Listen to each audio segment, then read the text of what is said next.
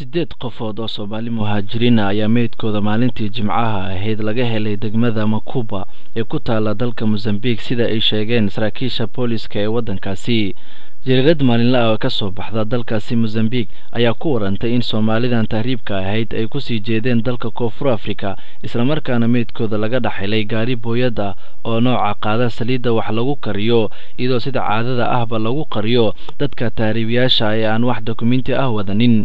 Gawaarida waaweyn sida booyadaha iyo konteenarada oo lagu soo gudbiyo xuduudaha qaar. waxaan qadka telefoonka kula xiriiray Maxamed Cumar Maxamed oo isagu kamid ah dadka degan xerada qaxootiga ee wadankaasi.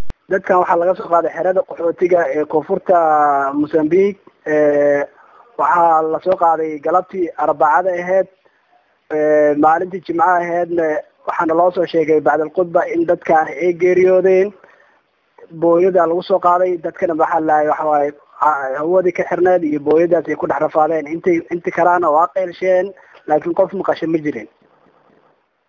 waa gartay ugu dambeyntii halkee baa la geeyay meedkoodii?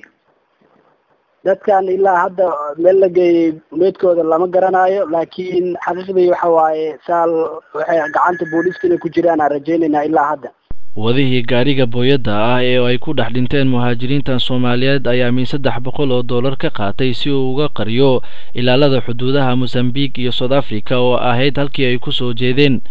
dadkan dhintay ayaa la sheegay inay ka soo ambabaxeen xerada qaxootiga ee ka furan waqooyiga Mozambique halkaasi oo ay si dhuumaaleysi uga soo baxeen iyagoo hamigoodu ahaa in ay soo gaaraan dalka Koonfur Afrika oo ay Soomaali badan oo tahriibayaal ah ee maalin walba soo gaaraan si ay ugu shaqeystaan gudaha wadankan Koonfur Afrika.